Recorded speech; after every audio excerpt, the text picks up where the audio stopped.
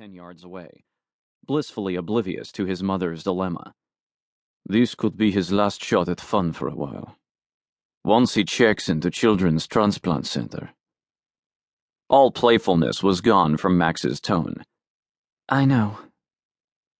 A year ago, she'd never dreamed it would take so long for her son to get a new heart, or that his health would deteriorate to the point where they'd be forced to consider an LVAD heart pump to serve as the bridge to transplantation. The countless meds they used and the pacemaker implanted 6 months earlier could no longer regulate his heart rhythm. Waiting had become a tangible enemy as time was running out. That they were now waiting for someone else to die so their child could live was something she tried not to think about.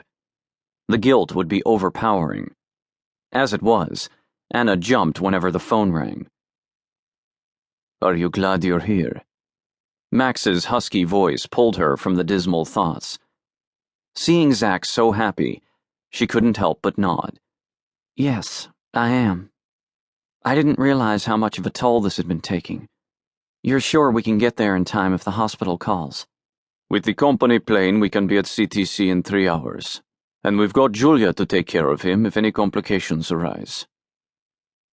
Anna glanced at the extremely competent and attractive private cardiac care nurse who'd flown into Cancun with them from Dallas. I know, He's been on the wait list a year, Anna. They're not going to call this weekend. He's checking into the hospital Monday for the LVAD. God only knows how long that recovery will take. But... He was behind her and wouldn't let her interrupt. I'm not asking if I can come back, or if we can do the transplant procedure here in Mexico anymore. But we need to give him this time away from the strain and stress of it. 48 hours is all. Let him enjoy his family. I need to give you both this time. Please, let me. Anna squeezed her eyes shut. She wouldn't argue with him. Not anymore. It was too exhausting when he lost his temper. Just for today, she wasn't going to look back, and she wasn't going to look forward. She couldn't think of what the coming weeks held.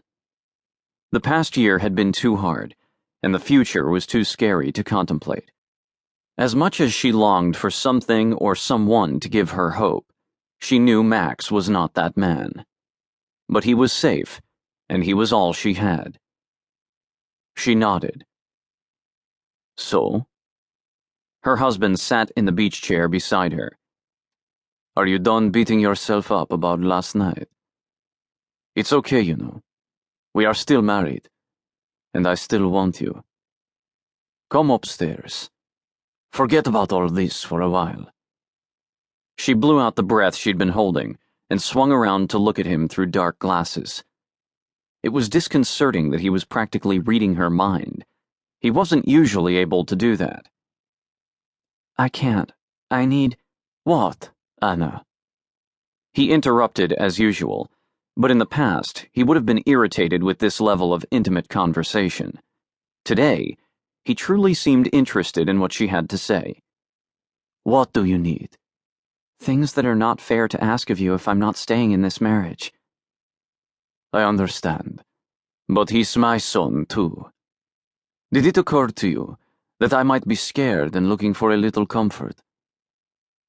His words shocked her to her toes because they mirrored her thoughts exactly. Comfort sex.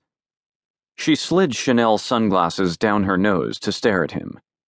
No. Frankly, that never occurred to me. He stared into her eyes.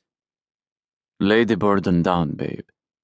Emilio will watch the boys, and Julia is here too. The very capable Julia was under the huge shade tent, shielding the boys from the blazing Mexican Riviera sun. Emilio, the tank-like Mercado bodyguard, was several yards away under another umbrella, watching them all. His only concession to the beach setting was a knit shirt instead of a coat and tie. Max's affluent family owned the largest tequila distillery in Mexico and took precautions everywhere these days, even inside an exclusive resort. Her husband was right. Anna wasn't really needed at the moment. I